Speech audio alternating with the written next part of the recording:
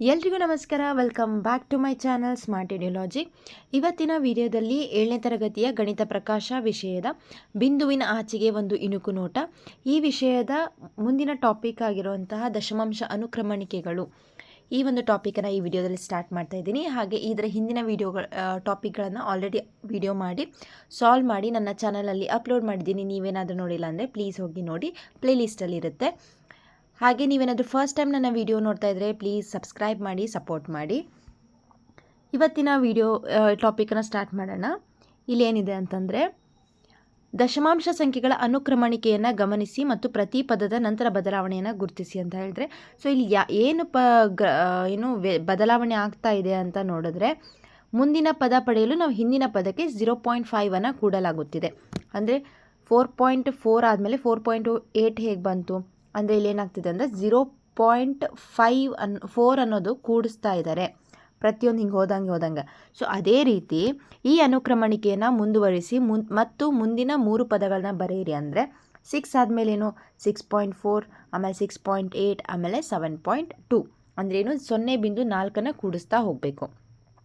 ಅದೇ ರೀತಿ ಬದಲಾವಣೆಯನ್ನು ಗುರುತಿಸಿ ಮುಂದೆ ನೀಡಲಾದ ಪ್ರತಿ ಅನುಕ್ರಮಣಿಕೆ ಮುಂದಿನ 3 ಪದಗಳನ್ನ ಬರೆಯಿರಿ. ಈ ಲೆಕ್ಕಾಚಾರವನ್ನು ಮಾನಸಿಕವಾಗಿ ಮಾಡಲು ಪ್ರಯತ್ನಿಸಿ ಅಂತ ಹೇಳ್ತಿದ್ದಾರೆ. ಇಲ್ಲಿ ಒಂದೇದು ನೋಡೋಣ, 4.4, 4.45 ಹಾಗೆ 4.5. ಸೊ ಇಲ್ಲಿ ಯಾವ ರೀತಿ ಮಾಡ್ಬೋದು ಅಂತ ನೋಡಿದಾಗ, ಇಲ್ಲಿ 10ನೇ ಒಂದು ಭಾಗ ಐತಿ, ಇಲ್ಲಿ 100ನೇ ಒಂದು ಭಾಗ ಮತ್ತು 10ನೇ ಒಂದು ಭಾಗ 2, ಮತ್ತು ಇಲ್ಲಿ 10ನೇ ಒಂದು ಭಾಗ. ಸೊ ಇಲ್ಲಿ ಏನಾಗಿರಬಹುದು, ನಾವು ಯಾವ ರೀತಿ ಕಂಡು ಹಿಡ್ಕೋಬೇಕಂದ್ರೆ, ಈಗ ಇದು 4.4 ಅನ್ನೋದನ್ನು 40 ಅಂತ ಬರಿಬೋದು. ನೆಕ್ಸ್ಟ್ 4.45 ಅಂದರೆ ಎಲ್ಲನೂ 100ರ ಒಂದು ಇದಕ್ಕೆ ಕನ್ವರ್ಟ್ ಮಾಡ್ಕೋಬೇಕು. ಹಾಗೆ 5ಅನ್ನು 50 ಮಾಡಬೇಕು. ಇಲ್ಲೇ 40, 45, 50 ಅಂದರೆ ಎಷ್ಟು ಹೆಚ್ಚಿಗೆ ಆಗ್ತಾ ಇದೆ ಅಂದರೆ ಇಲ್ಲಿ 0.50. ಹೌದಾ? ಸೊ ಹಾಗಾದರೆ ನೆಕ್ಸ್ಟ್ ಸಂಖ್ಯೆ ಯಾವುದಾಗಿರುತ್ತೆ ಇಲ್ಲಿ ಅಂತ ನೋಡಿದ್ರೆ 4.55, 4.60, 4.65 ಅನ್ನೋದು ಮುಂದಿನ 3 ಸಂಖ್ಯೆ ಆಗಿರುತ್ತೆ. ನೆಕ್ಸ್ಟ್ ನೋಡೋಣ, ಇಲ್ಲಿ ಬಿ 25.75, 26.25, 26.75. ಸೊ ಇಲ್ಲಿ ಎಷ್ಟು ಹೆಚ್ಚಿಗೆ ಆಗ್ತಾ ಇದೆ ಏನಂತ ನೋಡಿದ್ರೆ, ಇಲ್ಲಿ 25ರಿಂದ 26, ಅದರಲ್ಲಿ ಏನೈತಿ 75, 7, 5 ಐತಿ, ಆಮೇಲೆ ಇಲ್ಲಿ 25 ಮತ್ತು 75. ಸೊ ಈ ರೀತಿಯೂ ಮಾಡ್ಕೋಬೋದು. ಒಂದ್ಸಲ 75, 25, 75, 25. ಆದರೆ ಇಲ್ಲಿ ಏನಾಗ್ತಿದೆ ಅಂದರೆ 0.50 ಆ್ಯಡ್ ಆಗ್ತಾ ಇದೆ. ಹೌದಾ? ಸೊ 0.50 ಆ್ಯಡ್ ಆಗ್ತದೆ ಅಂದರೆ ಇಲ್ಲಿ ಏನಾಗ್ತಿದೆ ಅಂದರೆ 0.50 ಅಲ್ಲ, 0.05. ಒಂದನೇದಕ್ಕೆ 0.05, ಎರಡನೇದಕ್ಕೆ ಏನಾಗ್ತಿದೆ ಅಂತಂದರೆ 0.50 ಆ್ಯಡ್ ಆಗ್ತಾ ಇದೆ. ಓಕೆನಾ? ಸೊ ಅವಾಗ ಏನಾಗ್ತದೆ ಇಲ್ಲ ಅಂತಂದರೆ, ನೆಕ್ಸ್ಟ್ ನಂಬರ್ಸ್ ಯಾವುವು ಅಂತಂದರೆ 27.25, 27.75 ಹಾಗೆ 28.25. ಓಕೆ, ಸೊ ಇಲ್ಲೇನೈತಿ ಪ್ರತಿಯೊಂದರಲ್ಲೂ 0.50 ಆ್ಯಡ್ ಆಗ್ತಾ ಹೊಂಟೈತಿ. ಇಲ್ಲಿ 25ಕ್ಕೆ ಇಲ್ಲಿ 50 ಕೂಡಿಸಿದ್ರೆ ಮತ್ತು 75 ನೆಕ್ಸ್ಟ್ ನಂಬರು. ಸೊ ಈ ರೀತಿಯಾಗಿ ಬರ್ತೈತಿ. ನೆಕ್ಸ್ಟ್ ಇಲ್ಲಿ 75ಕ್ಕೆ 50 ಕೂಡಿಸಿದ್ರೆ 25 ಅಂತ ಬರ್ತವೆ. ಸೊ ಇಲ್ಲೂ ಕೂಡ ಏನಾಗುತ್ತೆ ಚೇಂಜ್, 27ರಿಂದ 28. ಸೊ ನೆಕ್ಸ್ಟ್ ನೋಡೋಣ, ಸಿ 10.56, 10.56, 10.67, 10.78. ಸೊ ಇಲ್ಲಿ ಏನು ಚೇಂಜಸ್ ಆಗ್ತಾಯಿದೆ, ಎಷ್ಟು ಆಗ್ತಾಯಿದೆ ಅಂದರೆ 11 ಅಂದರೆ 0.11 ಇಲ್ಲೇ ಆ್ಯಡ್ ಆಗ್ತಾ ಹೋಗ್ತಾಯಿದೆ. ಸೊ ಈ ನೆಕ್ಸ್ಟ್ ನಂಬರ್ ಏನಾಗುತ್ತೆ ಅಂತ ನೋಡೋಣ. ಈಗ 10.89, ನೆಕ್ಸ್ಟ್ 11, ಇದಕ್ಕೆ ಮತ್ತೆ 0.11 ಕೂಡಿಸಿದ್ರೆ 11.11. ಸೊ ಈ ರೀತಿಯಾಗಿರುವಂಥ ನಂಬರ್ಸ್ಗಳನ್ನ ನೋಡ್ತೀವಿ. ನೆಕ್ಸ್ಟ್ ನೋಡೋಣ, ಡಿ 13.5, 13.5, 16, 18.5. ಇಲ್ಲಿ 2/2 ಏನೋ 2.5 ಏನಾಗ್ತಾಯಿದೆ ಪ್ರತಿಯೊಂದಕ್ಕೂ ಕೂಡ್ತಾ ಹೊಂಟೈತಿ. ಸೊ ಈಗ 18.5 ನೆಕ್ಸ್ಟ್ ಯಾವುದು ಅಂತಂದರೆ 18.5 ಆದಮೇಲೆ 19ಕ್ಕೆ ಇದು ಹಾಫ್ ಆಗುತ್ತೆ, 20, 21. ಸೊ ನೆಕ್ಸ್ಟ್ ನಂಬರ್ ಯಾವುದು ಅಂದರೆ ಇಲ್ಲಿ 18.5 ಮತ್ತು 21, ನೆಕ್ಸ್ಟ್ 23.5. ಇವು ಮುಂದಿನ 3 ಸಂಖ್ಯೆಗಳು. ನೆಕ್ಸ್ಟ್ ನೋಡೋಣ, 8.5, 9.4, 10.3. ಇಲ್ಲೇನಾಗ್ತಾ ಇದೆ ಅಂದರೆ ಪ್ರತಿಯೊಂದರಲ್ಲೂ 0.9 ಆ್ಯಡ್ ಆಗ್ತಾ ಹೋಗ್ತೈತೆ, ಅಷ್ಟು ಬದಲಾವಣೆ ಐತಿ. ಸೊ ಇದರದ ಆನ್ಸರ್ ಮುಂದಿನ 3 ಯಾವ್ದು ಬರುತ್ತೆ ಅಂದರೆ 11.2, 12.1, 13. ಸೊ ಈ ರೀತಿಯ ಮುಂದಿನ 3 ಸಂಖ್ಯೆ ಇದು ಬಿಂದು. ನೆಕ್ಸ್ಟ್ ನಂಬರ್ ನೋಡೋಣ. 5 ಮತ್ತು 4.95, 4.90. ಇಲ್ಲೇನಾಗ್ತಿದೆ ಅಂದರೆ 0.05 ಏನಾಗ್ತೈತಿ, ಕಡಿಮೆ ಆಗ್ತಾ ಐತಿ. ಸೊ ಈಗ 5 ಆದಮೇಲೆ 5ನ್ನು ನಾವು ಯಾವ ರೀತಿ ಬರ್ಕೋಬೋದು ಅಂದರೆ 5.00. ಇದ್ರ ನೆಕ್ಸ್ಟ್ ಕೆಳಗೆ ನಂಬರ್ 4.95, ಅದಾದಮೇಲೆ ಬರೋದು 4.90. ನೆಕ್ಸ್ಟ್ ಯಾವ್ದು ಬರುತ್ತೆ 4.85 ಅಂತ ಬರ್ತೈತಿ, 85. Next number 4.80, next 4.75. ಸೊ ಇವು ಬರುವಂಥ ಮುಂದಿನ 3 ಸಂಖ್ಯೆಗಳು. ನೆಕ್ಸ್ಟ್ ನೋಡೋಣ. 12.45, 11.95 ಹಾಗೆ 11.45. ಸೊ ಇಲ್ಲಿ 0.50 ಕಡಿಮೆ ಆಗ್ತಾ ಬರ್ತಾ ಇದೆ. ಸೊ ನೆಕ್ಸ್ಟ್ ನಂಬರ್ ಇಲ್ಲಿ ಯಾವುದು ಬರ್ತೈತಿ ಅಂತಂದರೆ 10.95, 95. ನೆಕ್ಸ್ಟ್ 10.45, ನೆಕ್ಸ್ಟ್ 9.95 ಅನ್ನೋದು ಮುಂದಿನ ಸಂಖ್ಯೆಗಳಾಗಿರ್ತದೆ.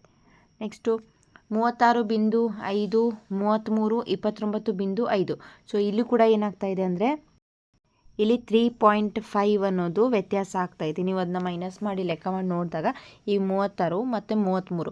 ಸೊ 33ಗೆ ಎಷ್ಟು ಕೂಡಿಸಿದ್ರೆ 36 ಬರ್ತೈತಿ ಅಂದರೆ 34, 35, 36, 3 ಆಯಿತು, ಮೇಲೆ 0.5. ಸೊ ಇಲ್ಲಿ ಡಿಫ್ರೆನ್ಸ್ ಎಷ್ಟೈತಿ ಅಥವಾ ಎಷ್ಟು ಕೂಡಿಸ್ತಾ ಇದೆ ಅಂದರೆ 3.5 ಕೂಡಿಸೋದು ಅಥವಾ ಕಳೀತಾ ಹೋಗೋದು. ಇಲ್ಲಿ ಮೈನಸ್ ಆಗ್ತಾ ಹೊಂಟೈತಲ್ಲ, ಕಡಿಮೆ ಆಗ್ತಾ ಬರತೈತಿ. ಸೊ ಈಗ ನಾವು 29.5ರಲ್ಲಿ 3.5 ಕಳಿಬೇಕೀಗ.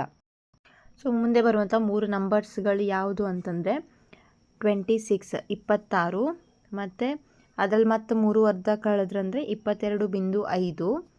ಸಾರಿ ಇದು ಬಿಂದು. ನೆಕ್ಸ್ಟ್ ಕಾಮ ಇಟ್ಕೊಂಡ್ರೆ 19. ಸೊ 19.0 ಅಂತನಾದರೂ ಅನ್ಕೋಬೋದು. ಸೊ ಇವು ಮುಂದೆ ಬರುವಂತಹ 3 ಸಂಖ್ಯೆಗಳು. ಸೊ ನೆಕ್ಸ್ಟ್ ಕ್ವಶನ್ ನೋಡೋಣ. ಇಲ್ಲಿ ನಿಮ್ಮದೇ ಅನುಕ್ರಮಣಿಕೆಗಳನ್ನು ಮಾಡಿ ಮತ್ತು ನಿಮ್ಮ ಸಹಪಾಠಿಗಳಿಗೆ ವಿನ್ಯಾಸವನ್ನು ವಿಸ್ತರಿಸಲು ಸವಾಲು ಹಾಕಿ. ಸೊ ನೀವು ಈ ರೀತಿ ಟ್ರೈ ಮಾಡಿ ನಿಮ್ಮ ಫ್ರೆಂಡ್ಸ್ ಜೊತೆ ಮಾಡ್ಕೋಬಹುದು. ಅವ್ರಿಗೆ ಕ್ವೆಶನ್ ಕೇಳ್ಬೋದು ನೆಕ್ಸ್ಟ್ ನಂಬರ್ ಯಾವುದು ಅಂತ. ನೆಕ್ಸ್ಟ್ ಟಾಪಿಕ್ ನೋಡೋಣ. ಇಲ್ಲಿ ಮೊತ್ತಗಳು ಮತ್ತು ವ್ಯತ್ಯಾಸಗಳನ್ನು ಅಂದಾಜು ಮಾಡುವುದು. ಸೋನು ದಶಮಾಂಶ ಸಂಖ್ಯೆಗಳ ಮೊತ್ತ ಮತ್ತು ವ್ಯತ್ಯಾಸಗಳನ್ನು ಗಮನಿಸಿ ಹೀಗೆ ಹೇಳ್ತಾನೆ. ನಾವು 2 ದಶಮಾಂಶ ಸಂಖ್ಯೆಗಳನ್ನು ಕೂಡಿದಾಗ ಮೊತ್ತ ಯಾವಾಗಲೂ ಅವುಗಳ ಪೂರ್ಣ ಸಂಖ್ಯೆಯ ಭಾಗಗಳ ಮೊತ್ತಕ್ಕಿಂತ ಹೆಚ್ಚಾಗಿರುತ್ತದೆ. ಅಲ್ಲದೆ ಮೊತ್ತವು ಯಾವಾಗಲೂ ಅವುಗಳ ಪೂರ್ಣ ಸಂಖ್ಯೆಯ ಭಾಗಗಳ ಮೊತ್ತಕ್ಕಿಂತ 2 ಹೆಚ್ಚಾಗಿರುವುದಕ್ಕಿಂತ ಕಡಿಮೆ ಇರುತ್ತೆ. ಸೊ ಯಾವ 2 ಸಂಖ್ಯೆಗಳ ಮಧ್ಯದಲ್ಲಿ ಅದರ ಆನ್ಸರ್ ಬರ್ತೈತಿ ಅಂತ ಹೇಳಿ ಹೇಳ್ತಾನೆ. ಇದನ್ನ ಯಾವ ರೀತಿ ಅಂದರೆ ಇಲ್ಲೊಂದು ಎಕ್ಸಾಂಪಲ್ ಕೊಟ್ಟಿದ್ದಾರೆ. 25.936 ಮತ್ತು 2.202 ಆಗಿದ್ದರೆ ಕೂಡಬೇಕಾದ ಸಂಖ್ಯೆಗಳು. ಇದನ್ನು ಕೂಡಿಸ್ಬೇಕೀಗ ನಾವು. ಇದ್ರ ಮೊತ್ತ ಆನ್ಸರ್ ನಮಗೆ ಎಷ್ಟರೊಳಗೆ ಬರುತ್ತೆ ಅಂತ ಹೇಳಿ. ಸೊ 2 ಇದರ ಪೂರ್ಣ ಸಂಖ್ಯೆ ಯಾವುದು ಇದರಲ್ಲಿ 25 ಮತ್ತು ಇದರಲ್ಲಿ 25 ಮತ್ತು 8 ಪೂರ್ಣ ಸಂಖ್ಯೆಗಳು. ಇದನ್ನು ಕೂಡಿಸಿದಾಗ ನಮ್ಗೆ ಆನ್ಸರ್ ಎಷ್ಟು ಬರುತ್ತೆ 33. ಹಾಗೆ ಇದರ ಎಷ್ಟರ ಒಳಗೆ ಬರುತ್ತೆ ಇದ್ರ ಮೇಲ್ಗಡೆ, ಇದ್ರ ಮೇಲೆ 33 ಮೇಲೆ ಎಷ್ಟರ ಒಳಗೆ ಬರಬೇಕು ಅಂದ್ರೆ 25ಕ್ಕೆ 1 ಕೂಡಿಸ್ಬೇಕು, 8ಕ್ಕೆ 1 ಕೂಡಿಸ್ಬೇಕು. ಆವಾಗ ಏನಾಗ್ತೈತಿ 2 ಹೆಚ್ಚು ಮಾಡ್ದಂಗೆ ಆಯ್ತಲ್ವಾ. ಸೊ ಅವಾಗ 35 ಆನ್ಸರ್ ಬರುತ್ತೆ. ಸೊ ಆನ್ಸರ್ ಏನಿರ್ತೈತೆ ಅಂದರೆ 33ರಿಂದ 35 ಒಳಗೆ ಅದ್ರ ಆನ್ಸರ್ ಬರ್ತೈತಿ. ಈ ಹೇಳಿಕೆ ಬಗ್ಗೆ ನಿಮ್ಮ ಅಭಿಪ್ರಾಯವೇನು? ಈ ಸಂಖ್ಯೆಗಳಿಗೆ ಇದು ನಿಜವೇ ಎಂದು ಪರಿಶೀಲಿಸಿ. ಇದು ಯಾವುದೇ 2 ದಶಮಾಂಶ ಸಂಖ್ಯೆಗಳಿಗೆ ಸೂಕ್ತವಾಗಿದೆ. ಸೊ ಈಗ ನಾವು ಆನ್ಸರ್ ಏನು ಮಾಡಬೇಕು, ಇದನ್ನು ಚೆಕ್ ಮಾಡಬೇಕು. ಸೊ 33 ಮತ್ತು 35 ಮಧ್ಯದಲ್ಲಿ ಬರುತ್ತಾ ಅಂತ ಈಗ ನೋಡೋಣ ಅದನ್ನು ಯಾವ ರೀತಿ ಬರುತ್ತೆ ಅಂತ ಹೇಳಿ. ಸೊ ಅದನ್ನ ಲೆಕ್ಕ ಬರ್ಕೊಳ್ಳೋಣ. 25.936 ಮತ್ತು 8.202 ಇದನ್ನು ಕೂಡಿಸಿದಾಗ ಇಲ್ಲಿ 8, 3, 11, 14, 3 34.138. ನಮ್ಗೆ ಎಷ್ಟರಲ್ಲಿ ಬರಬೇಕು ಅಂದರೆ ಇವನ್ನೆರಡು ಕೂಡಿಸಾಗ ಎಷ್ಟು ಬಂತು 33. ಓಕೆನಾ. ಇದಕ್ಕೆ +1 ಮಾಡಿ, ಇದಕ್ಕೂ +1 ಮಾಡಿದ್ರೆ ಮತ್ತೆರಡು ಅಂದರೆ ಅದು 35 ಬಂತು. ಸೊ ಆನ್ಸರ್ ನಮ್ಗೆ 34 ಮತ್ತು 35 ಮಧ್ಯದಲ್ಲಿನ ಬಂತ. ಈಗ 34.138, 38. ಸೊ ಅದೇ ಥರ ಈ ಸಂಖ್ಯೆಗಳಿಗೆ ಇದು ನಿಜ ಅಂತಂದು ಹೇಳಿ ಈ ಒಂದು ಲೆಕ್ಕನ ಮಾಡಿ ಇವೆರಡು ಸಂಖ್ಯೆಗಳ ಮಧ್ಯದಲ್ಲಿ ಬಂದಿದೆ ಅಂತ ಬರೀರಿ. ಇದು ಯಾವುದೇ ಎರಡು ದಶಮಾಂಶ ಸಂಖ್ಯೆ ಸೂಕ್ತವಾಗಿದೆಯೇ ಹೌದು ಅಂತ ಹೇಳಿ ಬರಿಬೇಕು. ಯಾಕಂದರೆ ಇವೆರಡನ್ನು ಕೂಡಿಸ್ಬೇಕಾ ನಾವಿಲ್ಲಿ ಮಾಡಿದಾಗ ಸೊ ಅದನ್ನ ಆನ್ಸರ್ 34 ಬರುತ್ತೆ. ಸೊ ಇಲ್ಲಿ ಮೇಲ್ಗಡೆ ಹೆಚ್ಚು ಕಡಿಮೆ ಏನೇ ಇದ್ರೂ ಅದಕ್ಕಿಂತ ಒಂದು ಹೆಚ್ಚಾಗಿನೇ ಬಂದಿದೆ. ಸೊ ಅದ್ರ ಒಂದಕ್ಕಿಂತ ಹೆಚ್ಚಾಗಿ ಎರಡು ಮೊತ್ತನ ಎರಡು ಮಾಡಿದಾಗೂ ನಮ್ಗೆ ಅದು ಹೆಚ್ಚಾಗಿನೇ ಬರುತ್ತೆ. ನೆಕ್ಸ್ಟು 25.9360 ಮತ್ತು 8.202 ಇದರ ಮೊತ್ತ ಬಗ್ಗೆ ನೀವು ಏನು ಹೇಳುವಿರಿ? ಸೊ ಇದು ಎಷ್ಟು ಸಂಖ್ಯೆ ಒಳಗೆ ಬರುತ್ತೆ ಅಂತ ಹೇಳಿದಾಗ ಅದರ ಮೊತ್ತ ಕೇಳ್ತಿಲ್ಲ ಅವರು. ಇದ್ರ ಬಗ್ಗೆ ಏನು ಹೇಳ್ತೀರಿ? ಯಾವ್ಯಾವ ಸಂಖ್ಯೆಗಳ ಮಧ್ಯೆ ಅಂದರೆ 25 + 8 ಇದು ಮಾಡಿದ್ರೆ ಎಷ್ಟು ಬರುತ್ತೆ? 33. 25ಕ್ಕೆ ಮತ್ತೊಂದು ಕೂಡಿಸ್ಬೇಕು, ಓಕೆ, ಮತ್ತು 8ಕ್ಕೆ ಒಂದು ಕೂಡಿಸಿದ್ರೆ ಆನ್ಸರ್ ಎಷ್ಟು ಬರುತ್ತೆ? 35. ಹೌದಾ? ಸೊ ಅದಕ್ಕೆ ನೀವೇನು ಮಾಡಬೇಕು? ಇವುಗಳ ಮೊತ್ತ 33ಕ್ಕಿಂತ ಹೆಚ್ಚು 35ಕ್ಕಿಂತ ಕಡಿಮೆ ಬರುತ್ತದೆ ಅಂತ ಹೇಳಿ ಬರಿಬೇಕು. ನೆಕ್ಸ್ಟ್ ಕ್ವೆಶನ್ನು, ಎರಡು ದಶಮಾಂಶ ಸಂಖ್ಯೆಗಳ ನಡುವಿನ ವ್ಯತ್ಯಾಸವು ಯಾವ ಎರಡು ಪೂರ್ಣ ಸಂಖ್ಯೆಗಳ ವ್ಯಾಪ್ತಿಯಲ್ಲಿ ಬರುತ್ತದೆ ಎಂಬುದನ್ನು ಕಂಡುಕೊಳ್ಳುವ ಒಂದು ಸುಲಭ ಮಾರ್ಗವನ್ನು ಕಂಡುಕೊಳ್ಳಿ. ಸೊ ಯಾವ ರೀತಿ ಮಾಡಬೇಕು ಅಂತಂದರೆ ಏನು ಬರಿಬೇಕು ನೀವು ಇದಕ್ಕೆ ಅಂದರೆ, ಎರಡು ದಶಮಾಂಶ ಸಂಖ್ಯೆಗಳನ್ನು ವ್ಯವಕಲನ ಅಥವಾ ವ್ಯತ್ಯಾಸ ಮಾಡಿದಾಗ ಅವುಗಳ ವ್ಯತ್ಯಾಸ ಅದರ ಪೂರ್ಣ ಸಂಖ್ಯೆಗಳ ವ್ಯತ್ಯಾಸಕ್ಕಿಂತ ಒಂದು ಕಡಿಮೆ ಮತ್ತು ಒಂದು ಹೆಚ್ಚು. ಈಗ ಎಕ್ಸಾಂಪಲ್ ನೋಡೋಣ. ಈಗ ಇಲ್ಲೊಂದು ಲೆಕ್ಕ ಐತಿ, ಇದು ಮೈನಸ್ ಮಾಡು. 3ರಲ್ಲಿ 2 ಹೋದರೆ 1, 4ರಲ್ಲಿ 2 ಹೋದರೆ 2, 6ರಲ್ಲಿ 4 ಹೋದರೆ 2. ಸೊ ಈಗ ನಾವು ಇಲ್ಲಿ ಏನು ಹೇಳಿತ್ತು ಅಂತಂದರೆ ಇದಕ್ಕೇನು ಹೇಳಿದ್ದೆ ಅಂದರೆ ಅವುಗಳ ಈಗ ನೋಡಿರಿ ಪೂರ್ಣ ಸಂಖ್ಯೆಗಳನ್ನು ನಾವು ವ್ಯತ್ಯಾಸ ಮಾಡಿದಾಗ ಇದರಲ್ಲಿ ಪೂರ್ಣ ಸಂಖ್ಯೆ ಯಾವುದು? 6 ಮತ್ತು 4. ಸೊ 6 ಮತ್ತು 4ನ ಮೈನಸ್ ಮಾಡಿದಾಗ ಆನ್ಸರ್ ಎಷ್ಟು ಬಂತು? 2. ಹೌದಾ? ಈ ಒಂದು 2ಕ್ಕಿಂತ ಒಂದು ಕೂಡಿಸಿದ್ರೆ 3, ಇದನ್ನು ಮೈನಸ್ ಮಾಡಿದ್ರೆ 1. ಸೊ ನಮಗೆ ಇವೆರಡೂ ಮಧ್ಯದಲ್ಲಿನೇ ಆನ್ಸರ್ ಬರಬೇಕು. ಓಕೆನಾ? 1 ಮತ್ತು 3 ಅದನ್ನು ನನಗೆ ಹೇಳಿರೋದು. ಅವುಗಳ ವ್ಯತ್ಯಾಸ ಅದರ ಪೂರ್ಣ ಸಂಖ್ಯೆಗಳ ವ್ಯತ್ಯಾಸಕ್ಕಿಂತ ಒಂದು ಕಡಿಮೆ ಮತ್ತು ಒಂದು ಹೆಚ್ಚು ಅದೇ ಬಂದಿರುತ್ತೆ ಅದರ ಮೈನಸ್ ಮಾಡಿದಾಗ. ಸೊ ಇಲ್ಲಿ 2.21 ಬಂತ. ಸೊ ಇದು ಮಧ್ಯದಲ್ಲಿನೇ ಐತಲ್ಲ 2.21 ಅನ್ನೋದು. ಸೊ ಈ ರೀತಿಯಾಗಿ ಓಕೆನಾ? ಸೊ ನೆಕ್ಸ್ಟ್ ನೋಡೋಣ, ದಶಮಾಂಶ ಪದ್ಧತಿಯ ಬಗ್ಗೆ ಇನ್ನಷ್ಟು ವಿಷಯಗಳು. ಸೊ ಇಲ್ಲಿ ಏನೇನು ತೊಂದರೆಗಳಾಗುತ್ತೆ, ನಾವು ಮಾನಗಳನ್ನು ಬೇರೆ ಅಳತೆನ ಚೇಂಜ್ ಮಾಡಿದ್ರೆ ಏನಾಗುತ್ತೆ ಅಂತ. ದಶಮಾಂಶ ಬಿಂದು ಮತ್ತು ಮಾನಗಳನ್ನು ಪರಿವರ್ತಿಸುವಾಗ ಆಗುವ ತಪ್ಪುಗಳು ಕೆಲವೊಮ್ಮೆ ಸಣ್ಣದಾಗಿ ಕಾಣಿಸಬಹುದು, ಆದರೆ ಅವು ದೊಡ್ಡ ಸಮಸ್ಯೆಗಳಾಗಿ ಕಾರಣವಾಗಬಹುದು. ಅಂತಹ ದೋಷಗಳು ಪ್ರಮುಖ ಸಮಸ್ಯೆಗಳಿಗೆ ಕಾರಣವಾದ ಕೆಲವು ನೈಜ ಘಟನೆ ಇಲ್ಲಿ ತೋರಿಸ್ತಾರೆ. ಅಂದರೆ ನಾವು ಮಾನಗಳನ್ನ ಅಥವಾ ಒಂದೇನೋ 0 ಏನಾದರೂ ಹೆಚ್ಚು ಕಡಿಮೆ ಮಾಡಿದ್ರು ಯಾವ ರೀತಿ ಪರಿವರ್ತನೆ ಮಾಡುವಾಗ ಅದರ ಮಾನವನ್ನು ಬೇರೆ ಬರೆದ್ರೆ ಏನೇನು ಪ್ರಾಬ್ಲಮ್ ಆಗಿದೆ ಅನ್ನೋದನ್ನು ಹೇಳತ್ತಾರೆ ಇಲ್ಲಿ. 2013ರಲ್ಲಿ ಆಮ್ಸ್ಟರ್ಡ್ಯಾಮ್ ಸಿಟಿ ಕೌನ್ಸಿಲ್ನ ಅಂದರೆ ನೆದರ್ಲ್ಯಾಂಡ್ಸ್ನಲ್ಲಿ ಹಣಕಾಸು ಕಚೇರಿಯು ವಸತಿ ಯೋಜನೆಗಳ ಪಾವತಿ ಪ್ರಕ್ರಿಯೆಗಳನ್ನು ಮಾಡುವ ಸಂದರ್ಭದಲ್ಲಿ ಪ್ರೋಗ್ರಾಮಿಂಗ್ ದೋಷದಿಂದ, ಕಂಪ್ಯೂಟರಲ್ಲಿ ಪ್ರೋಗ್ರಾಮಿಂಗ್ ದೋಷದಿಂದ ಯೂರೋಗಳ ಬದಲಿಗೆ ಯೂರೋ ಸೆಂಟ್ಗಳಲ್ಲಿ ಅಂದರೆ 1.8 ಮಿಲಿಯನ್ ಯೂರೋ ಬದಲಿಗೆ 188 ಯೂರೋ ಮಿಲಿಯನ್ ಎಂದು ತಪ್ಪಾಗಿ ಕಳುಹಿಸಿತ್ತು. ಅಂದರೆ ಇಲ್ಲಿ ಯೂರೋದಲ್ಲಿ ಕಳಿಸೋ ಬದಲು ಯೂರೋ ಸೆಂಟಲ್ಲಿ ಕಳಿಸ್ಬಿಟ್ಟಿದ್ರು. ಓಕೆನಾ? ಸೊ ಇಲ್ಲಿ 1 ಯೂರೋ ಸೆಂಟಿಗೆ ಎಷ್ಟು? 100ನೇ 1 ಯೂರೋ. ಅಂದರೆ ಈಗ ನಮ್ಮದು ಎಕ್ಸಾಂಪಲ್ 1 ಯೂರೋಗೆ 100 ಯೂರೋ ಸೆಂಟ್ ಅನ್ನೋದನ್ನು ತಿಳ್ಕೊಳ್ಳಿ. ಈಗ ಅಂದರೆ ನಮ್ಮ ಎಕ್ಸಾಂಪಲ್ 1 ರೂಪಿಗೆ ನಾವು ಹೆಂಗೆ 100 ಪೈಸೆ ಅಂತೀವಲ್ಲ, ಸೊ ಆ ರೀತಿ ಯೂರೋದಲ್ಲಿ ಕಳಿಸೋ ಬದಲು ಯೂರೋ ಸೆಂಟಲ್ಲಿ ಕಳಿಸ್ಬಿಟ್ಟಿದ್ರು. ಪೈಸೆಗಳ ಲೆಕ್ಕದಲ್ಲಿ, ನಮ್ಮ ರೂಪಾಯಿದಲ್ಲಿ ಬೇಕಾಗಿರೋದನ್ನ ಪೈಸೆದಲ್ಲಿ ಲೆಕ್ಕದಲ್ಲಿ ಕಳಿಸ್ತಾ ಹಾಗೆ. ಸೊ ಅಲ್ಲಿ ಏನಾಗುತ್ತೆ, ತುಂಬ ಡಿಫ್ರೆನ್ಸ್ ಬರುತ್ತೆ. ನೆಕ್ಸ್ಟ್ 1983ರಲ್ಲಿ ಏರ್ ಕೆನಡಾ ಬೋಯಿಂಗ್ 767 ವಿಮಾನದ ದುರಂತಕ್ಕೆ ಅಷ್ಟು ದುರಂತ ಆಗಿತ್ತು. ಏನಾಗಿತ್ತು ಇಲ್ಲಿ ಪ್ರಾಬ್ಲಮ್ ಅಂತಂದರೆ, ಅಲ್ಲಿ ಅದಕ್ಕೆ ನಾವು ತಪ್ಪಾಗಿ ಲೆಕ್ಕ ಹಾಕಿದ್ದು ಅಂದರೆ ಕಿಲೋಗ್ರಾಮ್ಗಳ ಬದಲಿಗೆ 22,300 ಪೌಂಡ್ಗಳನ್ನು ಅಂದರೆ ಅಗತ್ಯವಿರುವುದರ ಅರ್ಧದಷ್ಟು ಲೋಡ್ ಮಾಡಿದರು. ಈಗ ಅವರು ಇಂಧನವನ್ನು ಎಷ್ಟು ಹಾಕಬೇಕಿತ್ತು? 22,300 kg ಹಾಕಬೇಕಿತ್ತು, ಬಟ್ ಪೌಂಡ್ನಲ್ಲಿ ಹಾಕಿದ್ದಾರೆ ಅವರು. ಇಲ್ಲಿ 1 ಪೌಂಡಿಗೆ ಎಷ್ಟು? 1 kgನೂ ಅಲ್ಲ, 1 kgಕ್ಕಿಂತನೂ ಅರ್ಧದಷ್ಟು. ಹಾಗಾದರೆ 22,300 ಪೌಂಡ್ ಅಂತಂದ್ರೆ ಆಯಿತು, ಇದು ಅರ್ಧ ತೂಕದ ಇಂಧನವನ್ನು ಹಾಕಿದರು. ಸೊ ಆಕಾಶದಲ್ಲಿ ಇರುವಂತೆಯೇ ಇಂಧನ ಖಾಲಿ ಆಯಿತು. ಅವಾಗ ಏನು ಮಾಡಿದ್ರು ಪೈಲಟ್ಗಳು ಮುಚ್ಚಲಾಗಿದ್ದ ವಾಹನ ನೆಲೆಯಲ್ಲಿ ತುರ್ತು ಲ್ಯಾಂಡಿಂಗ್ನ ಮಾಡಬೇಕಾಯಿತು. ಸೊ ಅಲ್ಲಿ ಎಲ್ಲರೂ ಬದುಕುಳಿದ್ರು, ಬಟ್ ಪ್ರಾಬ್ಲಮ್ ಆಗುತ್ತೆ ನೋಡ್ರಿ. ಅಲ್ಲಿ kg ಒಳಗೆ ಹಾಕೋ ಬದಲು ಪೌಂಡಲ್ಲಿ ಹಾಕಿದ್ರಿಂದ ಅರ್ಧಕ್ಕರ್ಧ ಇಂಧನನ ಕಡಿಮೆ ಹಾಕಿದ್ರಲ್ಲಿ. ನೆಕ್ಸ್ಟು, ಔಷಧಿ ನೀಡುವಾಗ ದಶಮಾಂಶ ಸಂಖ್ಯೆಗಳನ್ನು ತಪ್ಪಾಗಿ ಓದೋದ್ರಿಂದ ಹಲವಾರು ಘಟನೆಗಳು ಸಂಭವಿಸಿವೆ. ಅಂದರೆ ಇಲ್ಲಿ ಓದೋದು 0.05 mg, ನೀವು ನೋಡಿರ್ಬೋದು ಈಗ ಔಷಧಿ ಮೇಲೆ 0.05 mgಯನ್ನು 0.5 mg ಎಂದು ಓದೋದ್ರಿಂದ ನಿಗದಿತ ಪ್ರಮಾಣಕ್ಕಿಂತ 10 ಪಟ್ಟು ಹೆಚ್ಚು. ಇಲ್ಲಿ 0.05 mg ಅಂತ ಐತಿ. ಈಗ ಇದರಲ್ಲಿ ಯಾವ್ದು ದೊಡ್ಡದು ಇತ್ತಾನೆ. ಸೊ ಅವಾಗ ಇದನ್ನು ಓದೋದ್ರ ಬದಲು ಈ ರೀತಿ ಓದ್ಬಿಟ್ರೆ 10 ಪಟ್ಟು ಹೆಚ್ಚಿಗೆ ನಾವು ಡೋಸ್ನ ಕೊಟ್ಟಾಗೆ, ಔಷಧಿನ ಬಳಸಿದ ಹಾಗೆ. ಆದ್ದರಿಂದ ಮಾನಗಳು ಮತ್ತು ದಶಮಾಂಶ ಬಿಂದುವಿನ ಸ್ಥಾನಕ್ಕೆ ಗಮನ ಕೊಡುವುದು ತುಂಬ ಮುಖ್ಯ. ಸೊ 0.0 ಏನು ಬಿಡ್ರಿ, ಅದು ಬೇಡ, 0.5 ಅಂತ ಹೇಳಿ ಬರೆಯೋಕ್ಕಾಗಲ್ಲ. ಸೊ ನಾವು ಕರೆಕ್ಟಾಗಿ ಮಾನವನ ಬಳಸಬೇಕು. ನೆಕ್ಸ್ಟು, ಸೊ ಇಲ್ಲೊಂದು ಸ್ಲೈಡ್ ಮಿಸ್ ಆಗಿದೆ. ಈಗ 4.5 ಗಂಟೆಗಳು, ಈಗ ಬಸ್ಸು 4.5 ಗಂಟೆಗಳ ನಂತರ ಬರ್ತೈತಿ ಅಂದರೆ ಈಗ ಇದರ ಅರ್ಥ 4.5 ಗಂಟೆ ಅಂತ ಅನ್ಕೋಬೇಕು, ಅಥವಾ 4.50, 4 ಗಂಟೆ 50 ನಿಮಿಷ ಅನ್ಬೇಕು, ಅಥವಾ 4 ಗಂಟೆ 25 ನಿಮಿಷ ಅನ್ಬೇಕು.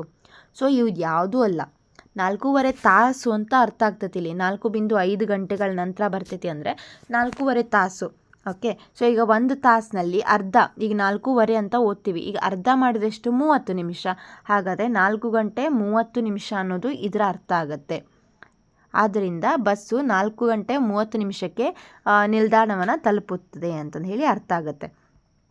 ದಶಮಾಂಶದಿಂದ ಆದ ಅವಘಡದ ಒಂದು ಸಣ್ಣ ಕಥೆಯಲ್ಲಿ ಕೊಟ್ಟಿದ್ದಾರೆ. ಸೊ ಒಂದು ಹುಡುಗಿ ತೆರೆದ ಬಾಗಿಲಿನ ಅಗಲವನ್ನು 2 ಅಡಿ 5 ಇಂಚು ಅಂತ ಅಳಿತಾಳೆ. ಆಕೆ ಎಷ್ಟು ಇಂಚಿನ ನೋಡ್ತಾಳೆ ಅಂದರೆ ಇಲ್ಲಿ ಎಷ್ಟು ಬೇಕಾಗಿರುತ್ತೆ ಬಾಗ್ಲ ಅಂದರೆ 2 ಅಡಿ 5 ಇಂಚು ಬೇಕು.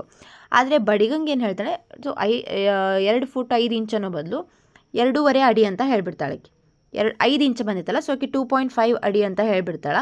ಅವಾಗ ಅವನೇನು ಮಾಡ್ತಾನೆ, 2.5 ಅಡಿ ಅಂದರೆ ಎಷ್ಟು, 2 ಅಡಿ 6 ಇಂಚು ಅಗಲದ ಬಾಗಿಲನ್ನು ಮಾಡ್ತಾನೆ. ಯಾಕಂತಂದರೆ ಇಲ್ಲಿ 1 ಫೂಟ್ಗೆ, ಓಕೆ, ಸೊ 1 ಅಡಿಗೆ ಎಷ್ಟು ಇಂಚು ಅಂದರೆ 12 ಇಂಚು. ಸೊ ಆಕೆ ಅರ್ಧ ಹೇಳಂದ್ರೆ 12ಗೆ ಅರ್ಧ ಮಾಡಿದರೆ ಎಷ್ಟು, 6. ಸೊ ಅವಾಗ 2.5 ಅಡಿ ಅಂತಂದರೆ ಅವ 2.6 ಇಂಚಿನ ಒಂದು ಬಾಗ್ಲನ್ನು ಮಾಡ್ತಾನೆ. ಅವಾಗ ಅದು ಬಾಗ್ಲ ಏನಾಗ್ಬಿಡುತ್ತೆ, ಇನ್ನೂ ದೊಡ್ಡದಾಗಿ ಬಂದುಬಿಡ್ತೈತಿ. ಸೊ ಈ ರೀತಿಯಾಗಿ ತಪ್ಪುಗಳು ನಡೀತಾವೆ. ಆಮೇಲೆ ಕ್ರಿಕೆಟಲ್ಲಿ ನೋಡುವಾಗ ನಾವೇನು ಮಾಡ್ತೀವಿ, ಉಳಿದ ಓವರ್ಗಳು 5.5 ಅಂತ ಬಂದು 5.5 ಓವರ್ಸ್ ಅಂತ ಅರ್ಥ. ಅಂದರೆ 5.5 ಓವರ್ ಅಂತ ಅಲ್ಲ, ಒಂದು ಓವರಿಗೆ 6 ಬಾಲು. ನಾವಿದು 5.5 ಓವರ್ ಐತಿ ಅಂದರೆ 5.3 ಆಗ್ತದೆ. ಸೊ ಇಲ್ಲಿ ಮುಂದಿನ 5 ಏನು ತೋರಿಸ್ತೈತಿ ಅಂದರೆ ಇನ್ನೂ 5 ಬಾಲ್ಗಳು ಆಯಿತಾ. ಯಾಕಂದರೆ ಒಂದು ಓವರಿಗೆ ಎಷ್ಟು ಬಾಲ್ ಅಂತಂದರೆ 6 ಬಾಲು. ಸೊ ಆ ರೀತಿ ನಾವು ಅಂತಹ ದಶಮಾಂಶವಲ್ಲದ ಸಂಖ್ಯೆಗಳನ್ನು ದಶಮಾಂಶದಂಥ ಸಂಕೇತಗಳೊಂದಿಗೆ ಬೇರೆ ಎಲ್ಲಿ ನೋಡ್ಬೋದು ಅಂದರೆ ಇವು ದಶಮಾಂಶ ಅಲ್ಲ. ಇದು ಈಗಿದು 5 ಅಂತಂದ್ರೇನು 10ನೇ 5 ಅಂತ ಆಗಲ್ಲ, ಓಕೆನಾ. ಸೊ ಅದೇನಾಗ್ತೈತಿ, ನಾವು ಬಿಂದು ಕೊಟ್ಟು ಮಾಡ್ತೀವಿ. ಈ ಥರದ್ದು ಎಲ್ಲಿ ನೋಡ್ತೀವಿ ಅಂದರೆ ಈಗ ನಾವು ಅಭ್ಯಾಸ 3.6 3.1 ಅಂತಂದು ಹಿಂಗೆ ಓದ್ತೀವಿ, ಹೌದಾ.